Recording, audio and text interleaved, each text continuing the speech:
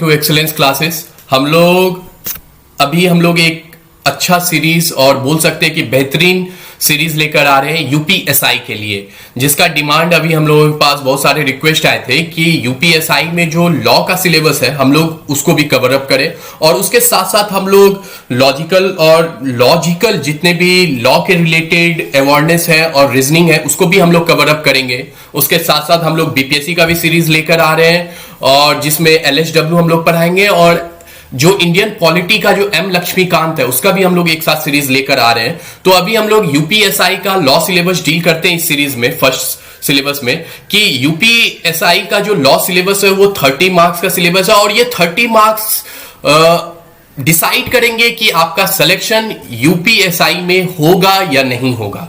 इस लॉ के सिलेबस में basic framework of constitution, human rights, बोल सकते हैं कि ह्यूमन राइट्स से जितने भी पॉलिसीज हैं, ह्यूमन राइट्स के जितने भी आर्टिकल्स हैं, रिलेटेड आर्टिकल्स हैं कॉन्स्टिट्यूशन में, लॉ है, उसके रिलेटेड आपको क्वेश्चन पूछे जाएंगे। फंडामेंटल राइट, कॉन्स्टिट्यूशन में जो हमारे फंडामेंटल राइट्स हैं, आर्टिकल है, आर्टिकल जितने हैं उसके रिलेटेड क्वेश्चन पूछे जाएंगे। Directive principle of state policy, state की जो डायरेक्टिव प्रिंसिपल है, इक्वल रेम्यूनरेशन, हेल्थ बेनिफिट देना, ये सब जितने भी डायरेक्टिव प्रिंसिपल है इसके रिलेटेड क्वेश्चन पूछे जा सकते हैं। ट्रैफिक रूल एंड रेगुलेशन का जो लॉ है उसके रिलेटेड क्वेश्चन पूछे जाएंगे। Right to defence, article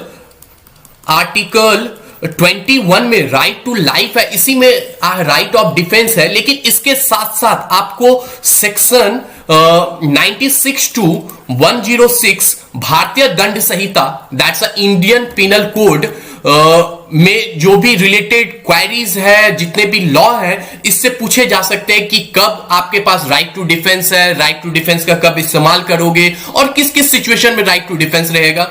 then after that ST SC law related reservation law है, उसके रिलेटेड क्वेश्चन पूछे जाएंगे। वाइल्ड एंड इन्वायरमेंटल लॉ जो है उसके रिलेटेड क्वेश्चन पूछे जाएंगे। Principle of crime, that's a mains रिया का जो बेसिक प्रिंसिपल है, डॉक्ट्रिन, जो क्राइम को डिसाइड करता है कि वेदर दिस इज क्राइम और नॉट, मेंस रिया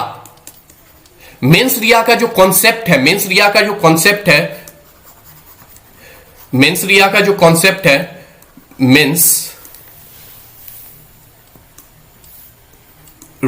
कॉन्सेप्ट है, डॉक्ट्रिन जो है, उसके रिलेटेड क्वेश्चन पूछे जाएंगे। उसके बाद नेशनल इश्यूज और नेशनल सिक्योरिटी जो इशू है, अभी जो रिलेटेड नेशनल इशू चल रहे हैं, जैसे कोरोना के रिलेटेड या कोविड के रिलेटेड कुछ लॉ पूछे जा सकते हैं कि उसमें कौन से लॉ है, या डिजास्टर मैनेजमेंट या एपिडेमिक डिजीज एक्ट में कुछ क्वेश्चन पूछे जा सकते हैं। एम ऑफ कॉन्स्टिट्यूशन मींस आपके प्रेमेबल से क्वेश्चन पूछे जाएंगे, एम ऑफ कॉन्स्टिट्यूशन में। Then after that law related to women and child, law related to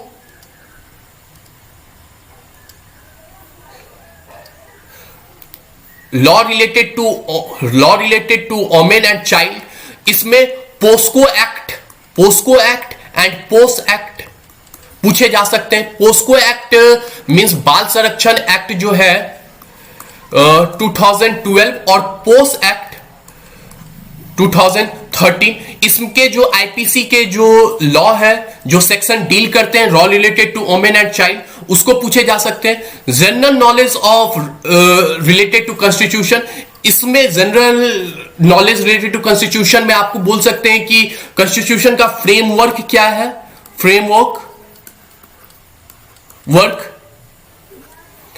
और हाउ कॉन्स्टिट्यूशन मेड, इसके कमिटी कौन कौन थे। मींस आप बोल सकते हैं कि इंडियन पॉलिटी में जितने भी चीज है ना, इंट्रोडक्शन में एम लक्ष्मीकांत में, तो वो कवर अप होंगे। कॉन्स्टिट्यूशनल अमेंडमेंट जो होते हैं, जैसे किसी स्ट्रक्चर में या किसी आर्टिकल में, जैसे राइट टू प्रॉपर्टी को कॉन्स्टिट्यूशनल अमेंडमेंट हटाया गया 2013 में, राइट टू प्रॉपर्टी में, तो इसके लॉ जो है, रूल एंड रेगुलेशन, कॉन्स्टिट्यूशन में राज्यसभा या लोकसभा को कौन पावर देता है, कॉन्स्टिट्यूशन का आर्टिकल कौन पावर देता है, उसके रिलेटेड क्वेश्चन पूछे जा सकते हैं। और ये जितने भी 11 की 12 टॉपिक है, ये आपको डिसाइड करेंगे कि यूपीएसआई में आपका सिलेक्शन होगा या नहीं। जनरली हम देखते हैं कि बहुत सारे स्टूडेंट ये कंफ्यूजन में रहते हैं बहुत सारे ये स्टूडेंट कंफ्यूजन में रहते हैं कि लॉ को कवर अप कैसे करें, क्या हम पूरे कॉन्स्टिट्यूशन पूरे आर्टिकल को कवर अप करें तभी हम स्कोर करेंगे। तो मेरा आंसर है नहीं, हम कुछ लॉ जितने भी हमारे टॉपिक है, अगर हम उस टॉपिक को कवर अप कर लेते हैं तो मेरी गारंटी है कि हम लोग टोटल 30 मार्क्स में 25 मार्क्स तो स्कोर कर ही सकते हैं। और 5 मार्क्स का तो मैं गारंटी नहीं ले सकता हूं, अगर आप डीप में इसको पढ़ेंगे और हमारे लेक्चर को देखेंगे तो ये गारंटी है कि आप 30 मार्क्स को कवर अप कर लेंगे। सो आई होप कल से हम लोग की ह्यूमन राइट्स का जो सीरीज स्टार्ट करेंगे वो आप लोगों को अच्छे से समझ में आए और आप लोग इसको लगातार देखें अगर आपको यूपीएसआई में सिलेक्शन करना है तो, क्योंकि जनरली लॉ का जो प्रोसीजर और रूल एंड रेगुलेशन है वो बड़ा पेचीदा है।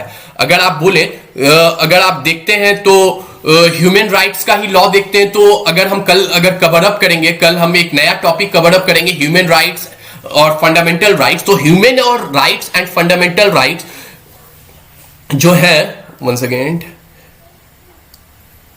Human rights and fundamental rights जो है एक दोनों प्रकार से दोनों सिमिलर है। और ह्यूमन राइट्स, फंडामेंटल राइट्स और डायरेक्टिव प्रिंसिपल मींस ये तीनों topic, human rights, directive principle और फंडामेंटल और राइट टू डिफेंस आर्टिकल 20, ये चारों चीज हम एक ही टॉपिक में कल कवर अप करेंगे। हम एक ही टॉपिक में कल कवर अप करेंगे जिसका नाम रहेगा human rights and constitution frameworks, जिसमें हम सारे आर्टिकल्स, कॉन्स्टिट्यूशन के जितने आर्टिकल्स हैं, जो हमारे फंडामेंटल राइट्स हैं, हमारे जितने फंडामेंटल राइट्स हैं उसको कवर अप करेंगे और ह्यूमन राइट्स के रिलेटेड जितने लॉ है और राइट टू डिफेंस के जितने लॉ है उसको कवर अप करेंगे। और एक बात, राइट टू डिफेंस जो सेक्शन आईपीसी के सेक्शन 96, आईपीसी के सेक्शन 96 टू 106 में जो है उसको हम